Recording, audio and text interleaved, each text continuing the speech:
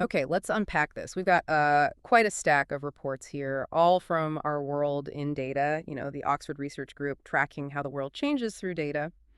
Our mission in this deep dive, basically sift through all this and pull out the most important insights for you. And specifically, we're looking at global trends, like what's the most encouraging stuff the data shows? And, well, what's the most troubling? That's right. And these sources, they're incredibly rich. They cover, gosh, everything from child mortality and famine trends to democracy, economic growth, gender inequality, urbanization, the works. Our world in data paints this really complex picture. You see huge progress, absolutely. But you also see these really significant, stubborn challenges remaining. It's definitely not a simple story. Exactly. And that complexity is, I think, what makes it so important to look at. So we'll tackle this in two parts. First, let's focus on the positive, the really encouraging trends that the data documents where, humanity's made some amazing strides. Then we'll switch gears and look at the troubling side, the data that shows where we really need to focus more effort. Right. Let's dive in. All right, let's start with something that, honestly, when you see the long view our world in data provides, it's kind of astonishing. Global health, specifically child mortality. Yeah, child mortality, kids dying before they turn 5. And historically, the scale was just, well, it's almost unimaginable today, isn't it? Completely. Those charts going back to the 1830s show incredibly high rates, huge fluctuations. For basically all of history, even in places we think of as advanced for their time, Mm. a massive chunk of kids just didn't make it. It was Yeah. tragically normal. Yeah, the data shows rates over 30%, sometimes way higher, even in countries that are wealthy now. But then things start to change. Dramatically, Yeah. especially over the last century or two, and accelerating in recent decades. The progress is just phenomenal. Rates have plummeted almost everywhere. Our world in data's work here, showing that long history, really drives home how far we've come. So what's behind that? Why the huge drop? Well, the data points very strongly to increased healthcare spending. It's a clear correlation.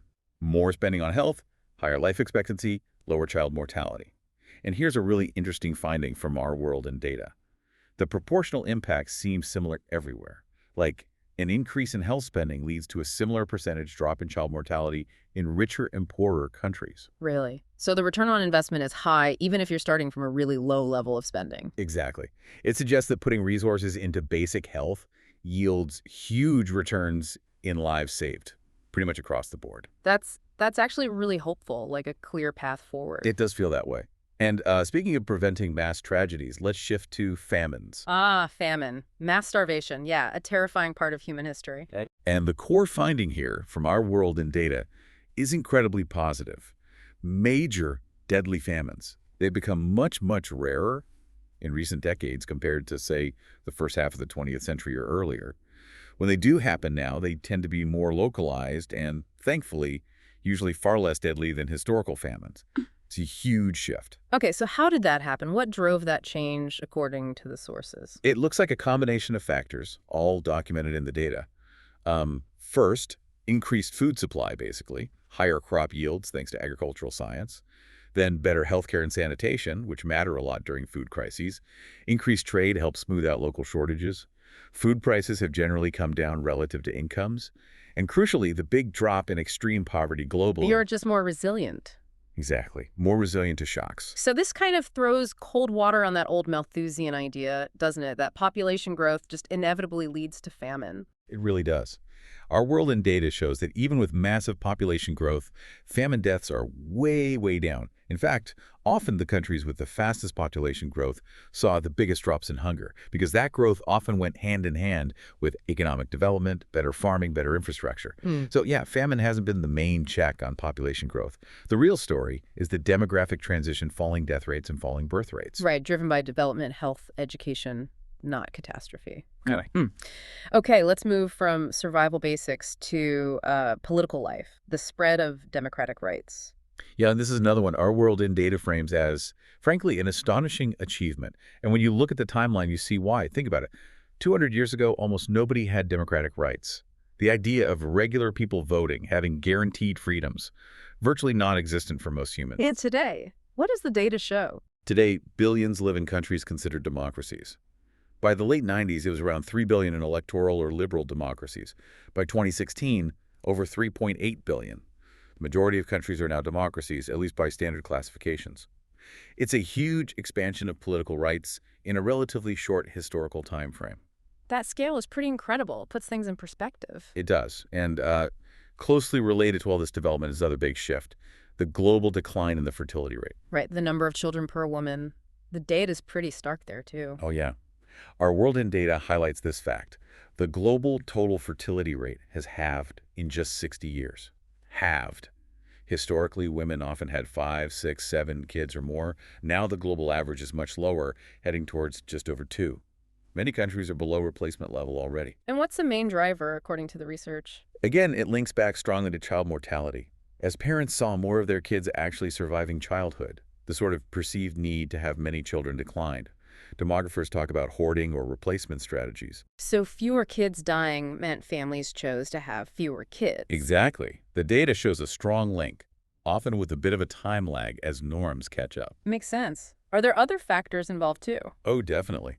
The sources mentioned several. Less child labor meant kids weren't needed as much for family income. More education for kids made each child more, well, expensive to raise, and critically, much wider access to family planning and contraception. The impact of things like organized family planning programs like in Bangladesh, or the invention and spread of the pill in places like the U.S., those are huge. Even things like seeing smaller families depicted in popular media, like telenovelas in Brazil apparently, seem to play a role in shifting norms. It's fascinating how it all weaves together health, economics, education, culture. Okay, speaking of economics, let's hit that huge one. The decline in extreme poverty. Right. And the historical perspective from our World in Data here is vital. 2 centuries back, extreme poverty was the norm. Most people on Earth literally couldn't afford, as they put it, a tiny space to live, food that would not induce malnutrition, and some minimum heating capacity. Just the absolute basics. That was life for the vast majority. And then came what the source calls the most important change in economic history. The Industrial Revolution and everything that followed. Basically, sustained economic growth. This continuous increase in producing more and better goods and services. Think of the jump in productivity they mentioned, like the printing press making thousands of books while a scribe copied one. That kind of leap applied across the economy over time. And the result, globally, shown in the data. A dramatic fall in the share of people living in extreme poverty. Across every world region since around 1820. It's one of our world seasons. In Data's core findings, mapping this historical escape from the worst deprivation for billions. Relatively speaking, the world is massively less poor. A monumental achievement. Okay, just quickly, 2 other positive trends mentioned. The gender pay gap. Yeah, the data suggests that in most countries where we have good data, that gap has been narrowing in recent decades, especially noticeable in some high-income countries like the U.S. Increased education for women seems to be a key factor there, closing that particular gap. Okay. And trade and globalization? Generally, the trend, documented by our World in Data over the last few decades, has been towards more trade openness globally. And the data tends to show a positive link between trade and growth, firms getting more efficient, that sort of thing. Plus, consumer benefits, lower prices, more variety. So if we pause here, this first half, drawing on our World in Data, it paints a picture of really remarkable progress, doesn't it? Fewer child deaths, fewer famines, more democracy, smaller families by choice, billions escaping extreme poverty, even some narrowing of gender pay gaps, more trade. Absolutely. That progress is real, it's documented, and it's crucial context for understanding where the world is today compared to the past. Right. But, as we said at the start, it's not the whole picture. Now we need to look at the flip side, the troubling trends that the data also highlights. Let's go back to child mortality. The progress was amazing, yes, but that our World in Data report opens with a statistic that just stops you in your tracks. It really does. It's that vital reminder. Progress isn't victory. We still live in a world where 5 million children die before age 5, every single year. 5 million. Which works out, as they state, to 10 children every minute. 10 children every minute. It's heartbreaking. The sheer scale of loss still happening despite all that progress. And the data just screams inequality here. A child's risk of dying in their first month, their first few years, is vastly different depending on where they're born. It's still tightly linked to national income. So even as the global average improves, this huge gap between rich and poor countries in child survival remains a massive troubling issue, clearly shown in the data. Progress is real, but it's deeply, deeply unequal. Okay. How about democracy? We celebrated the expansion, but you mentioned setbacks. Exactly. Our World in Data is clear. Democratic rights have spread, but they are still far from universal. Hmm. And here's the really sobering part. Because the world's population has grown so much, even though a smaller percentage of people lack democratic rights today compared to, say, 200 years ago, Wait, let me get this straight. the total number of people living without democratic rights is actually higher than ever before in human history. Wow. So proportionally fewer, but absolutely more people lack rights because there are just so many more people overall. Precisely. The population grew faster than democracy spread.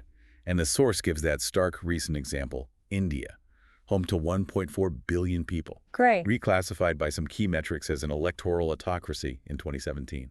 That single change meant a huge number of people statistically experienced a rollback in political rights recently. It really underscores that progress isn't guaranteed. It can go backwards. That really challenges any sense of inevitable progress.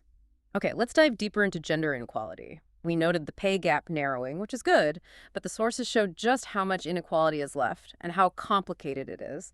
Oh, absolutely. Substantial gaps persist. No question. Yeah. Our world in data shows that even as the overall pay gap shrinks in some places, why it persists changes.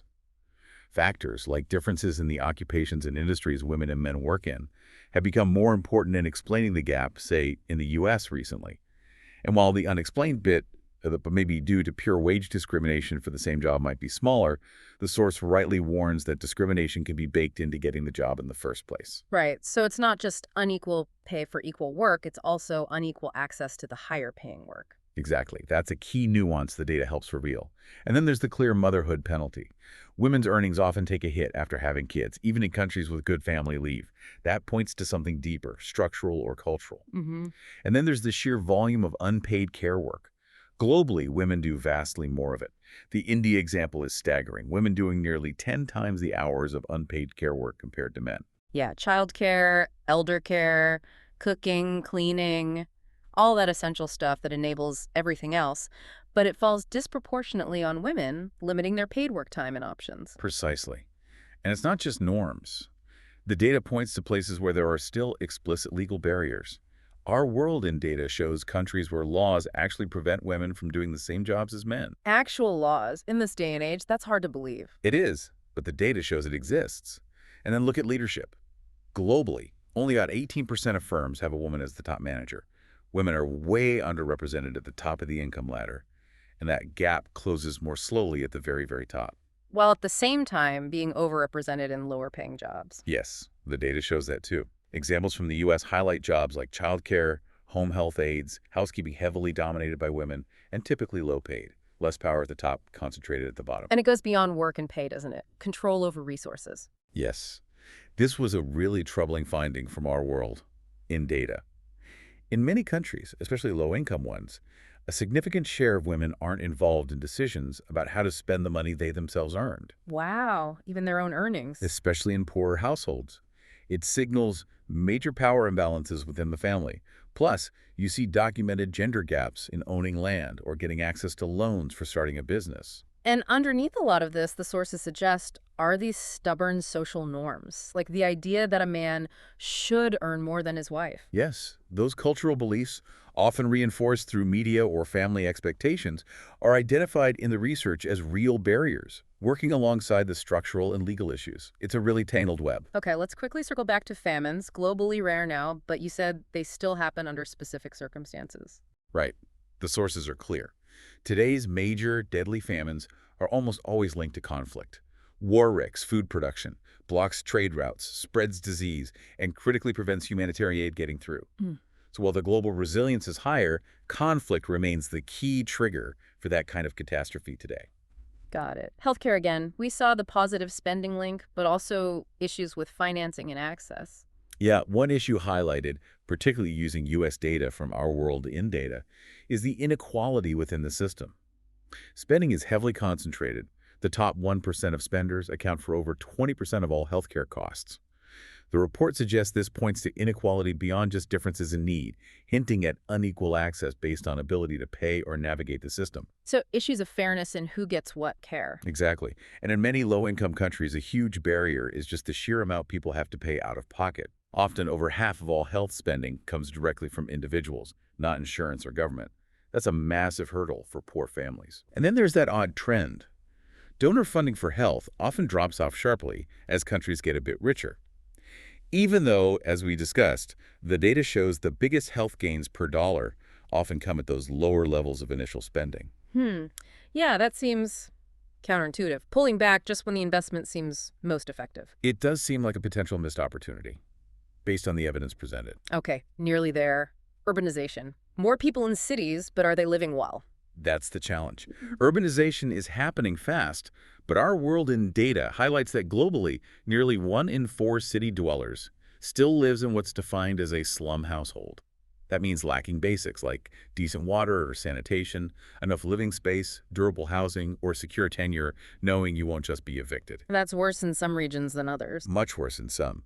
Sub-Saharan Africa stands out in the data, where, in many countries, it's over half the urban population living in those conditions.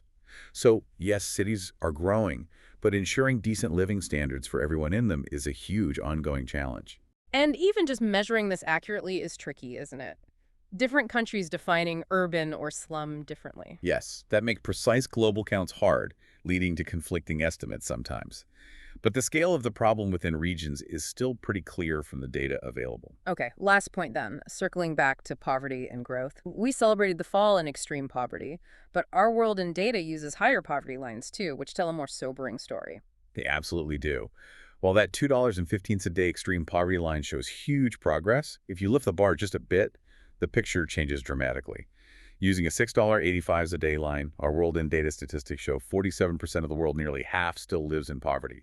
And using a $30 a day line, it's 84%. Wow, so only about 16% of the world lives on more than $30 a day? That really reframes the scale of global poverty, doesn't it? It really does. The data makes it plain.